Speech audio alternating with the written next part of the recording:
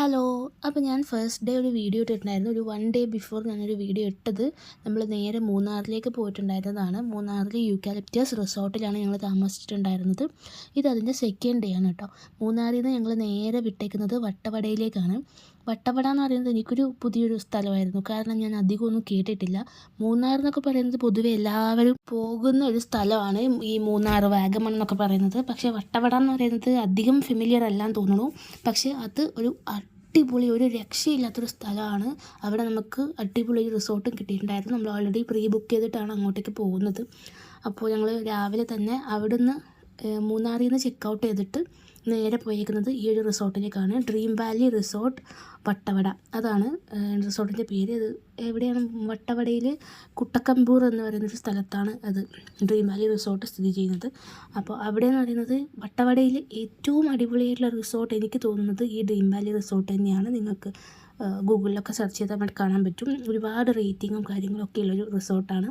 അവിടെ തന്നെ നമ്മൾ പോകുന്ന വഴിക്ക് അധികം മഴയൊന്നും ഇല്ലാത്തത് കൊണ്ട് ഭയങ്കര അടിപൊളി വ്യൂ ആയിരുന്നു. കോടയും മഞ്ഞൊക്കെ ഇറങ്ങിയിട്ട് നമ്മൾ ഇതുപോലെയുള്ള കുറേ ചന്തകളൊക്കെ ഉണ്ടായിരുന്നു. അപ്പോൾ അവിടെയൊക്കെ ഇറങ്ങി ഓരോ സാധനങ്ങളും വാങ്ങിച്ചിട്ടൊക്കെയാണ്, ഓരോന്നിങ്ങനെ എടുത്ത് നോക്കിയിട്ടൊക്കെയാണ് അങ്ങോട്ടേക്ക് പോകുന്നത്. അധികം സാധനങ്ങളൊന്നും വാങ്ങിയില്ല, ഒരു ബാഗ് വാങ്ങിച്ചു, അത്രയേ ഉള്ളൂ. പിന്നെ നമ്മൾ പോകുന്ന വഴിക്ക് ഫുഡ് വാങ്ങിയിട്ടുണ്ടായിരുന്നു. അലിബാബ റെസ്റ്റോറൻറ്റ് കയറി. അത് അവിടെ കുറച്ചധികം റേറ്റിംഗ് ഉള്ള ഒരു റെസ്റ്റോറൻറ്റ്, അത് മാത്രമേ കണ്ടിട്ടുണ്ടായിരുന്നുള്ളൂ. അപ്പോൾ അവിടെ കയറി ഫുഡ് വാങ്ങിച്ചിട്ടാണ് വന്നത് കേട്ടോ. ലഞ്ച് വാങ്ങിച്ചു. കഴിക്കാൻ വേണ്ടി സമയം ആയിട്ടുണ്ടായിരുന്നില്ല. ഏകദേശം 11:30 ആയപ്പോഴാണ് ഞങ്ങൾ അവിടെ എത്തിയത്. അപ്പോൾ അവിടുന്ന് ഫുഡ് വാങ്ങിച്ചിട്ട് പോകുന്ന വഴിക്ക് എവിടെയെങ്കിലും കഴിക്കാമെന്ന് കരുതിയിട്ട് ഫുഡ് വാങ്ങിച്ചിട്ട് പോന്നു. പിന്നെ അവിടെ ഫുഡ് ഒരു വഴിക്ക് എത്തിയപ്പോൾ ഫുഡൊക്കെ കഴിച്ചു. ഒരു 11:30 ഇപ്പോൾ ഫുഡൊക്കെ കഴിച്ചിട്ട് ഞങ്ങൾ പിന്നെ ഒരു ചെക്ക് പോസ്റ്റൊക്കെ ഉണ്ട് കേട്ടോ. ആ ചെക്ക് പോസ്റ്റിനുള്ളിലേക്ക് കയറിയപ്പോഴുള്ള കാഴ്ചയാണ് നിങ്ങളീ കാണുന്നത്. ഫുള്ള് ഒരു പൈൻ മരങ്ങളോ എന്തോ ഒരു മാതിരി മരങ്ങളൊക്കെ ആയിട്ട് അങ്ങനെ അടിപൊളിയായിട്ടുള്ള അതിനുള്ളിൽ കൂടി അങ്ങനെ വരുന്നത്. നമ്മൾ അവിടെ ആ ഒരു ചെക്ക് പോസ്റ്റ് കടക്കുന്നത് വരെ അവിടെ വേറെ ഒരു വണ്ടിയും പോകുന്നത് ഞങ്ങൾ കണ്ടിട്ടില്ല. ഞങ്ങളുടെ ഒരു വണ്ടി മാത്രമേ ഉണ്ടായിരുന്നുള്ളൂ. കുറച്ച് സത്യം പറഞ്ഞാൽ ചെറിയൊരു പേടിയൊക്കെ ഉണ്ടായിരുന്നു. എന്താ പറയുക, അവർ ഞങ്ങളോട് പറഞ്ഞു, ചെക്ക് പോസ്റ്റിലുള്ള ആൾക്കാർ പറഞ്ഞു, പോകുന്ന വഴിക്ക് പുറത്തിറങ്ങാനോ ഫോട്ടോസ് എടുക്കാനോ ഒന്നും പാടില്ല, ഗ്ലാസ്സൊക്കെ കയറ്റിയിട്ട് വേണം പോകാനൊക്കെ പറഞ്ഞിട്ടുണ്ടായിരുന്നു. പിന്നെ ഒരു വണ്ടിയും ആളും മനുഷ്യനും കാണത്തപ്പോൾ ചെറിയൊരു പേടിയൊക്കെ തട്ടി. പിന്നെ വേറെ കുഴപ്പമൊന്നുമില്ല. നേരെ നമ്മൾ ഡ്രീം വാലി റിസോർട്ടിലെത്തി. ഇത് അവിടേക്ക് പോകുന്നൊരു വ്യൂ ആണ് കേട്ടോ. ഭയങ്കര കുന്നിൻ്റെ മുകളിലാണ് ഈ റിസോർട്ട് വരുന്നത്. ചെറിയൊരു റോഡും ഒക്കെ ആയിട്ട്.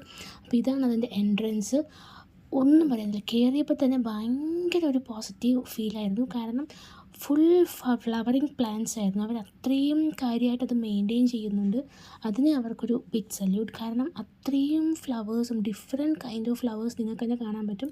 അവിടെ ഒരു വലിയ കാർ പാർക്കിംഗ് ഏരിയ ഒക്കെ ഉണ്ടായിരുന്നു. വേണമെങ്കിൽ നമുക്ക് ഈ വലിയ ബസ്സിലൊക്കെ വരുന്നവർക്കായാലും എങ്ങനെയായാലും അവിടെ പാർക്ക് ചെയ്യാനുള്ള അത്യാവശ്യം സ്പേസൊക്കെ ഉണ്ടായിരുന്നു. ഇതാണ് അതിൻ്റെ ഒരു ടോപ്പ് വ്യൂ എന്ന് പറയുന്നത്. ആ ഒരു കാണുന്ന വഴി കൂടിയാണ് ഞങ്ങളിങ്ങ് കയറി വന്നത്. ഒരുപാട് ഹൈറ്റിലേക്ക് കയറിയിട്ടാണ് ഞങ്ങൾ ഇവിടെ എത്തിയത് കേട്ടോ.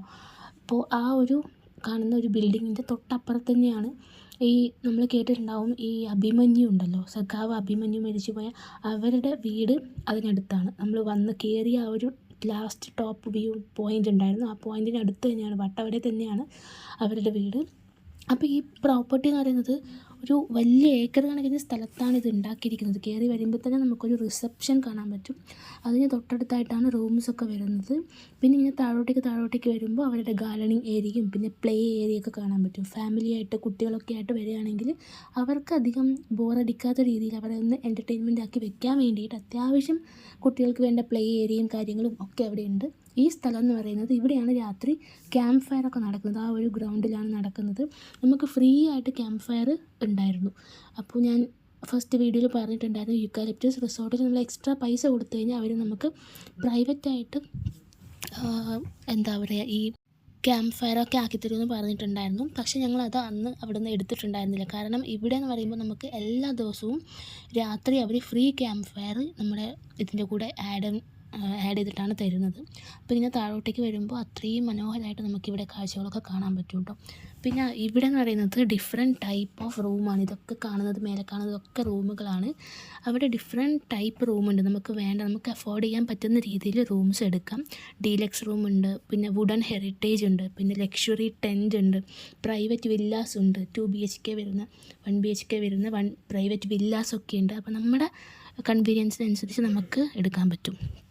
പിന്നെ അതിൻ്റെ മിനിമം വാല്യൂ എന്ന് പറയുന്നത് 4500 തുടങ്ങുന്നത്. അതിൻ്റെ റേറ്റ് എന്ന് പറയുന്നത് നമ്മളൊരു നോർമൽ റൂമാണ് എടുത്തിട്ടുണ്ടായിരുന്നത്. അത് 4500 തുടങ്ങുന്നുണ്ടായിരുന്നത്. പിന്നെ റൂമിൻ്റെ എന്താ പറയുക ഒരു ഇതനുസരിച്ച് അതിൻ്റെ വാല്യൂ മാറിക്കൊണ്ടിരിക്കും. പിന്നെയെന്ന് പറയുന്നത് ഈ ബേസിക് വാല്യൂവും മാറിക്കൊണ്ടിരിക്കും കേട്ടോ.